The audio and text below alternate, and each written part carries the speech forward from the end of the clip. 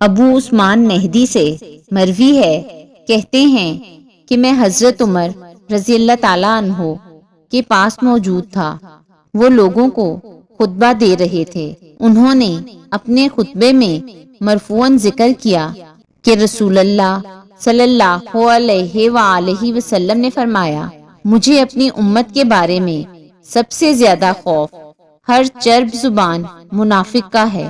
حضرت حرام بن حکیم اپنے چچا حضرت عبداللہ بن سعد رضی اللہ تعالیٰ عنہ سے وہ رسول اللہ صلی اللہ علیہ وآلہ وسلم سے بیان کرتے ہیں کہ نبی صلی اللہ علیہ وآلہ وسلم نے فرمایا، تم ایسے زمانے میں ہو جس میں فقہا زیادہ ہیں، خطبہ کم ہیں، سوال کرنے والے کم، دینے والے زیادہ ہیں۔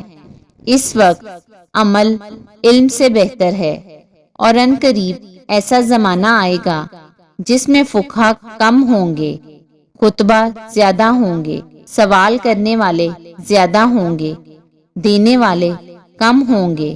اس وقت علم عمل سے بہتر ہوگا۔ حضرت ابو ہریرہ رضی اللہ تعالیٰ عنہ سے مرفوعاً مروی ہے کہ علم سیکھنے سے ہے، اور حلم بردباری کوشش کرنے سے ہے، اور جو شخص خیر کی کوشش کرتا ہے اسے خیر دے دی جاتی ہے، اور جو شر سے بچنے کی کوشش کرتا ہے اسے شر سے بچا لیا جاتا ہے۔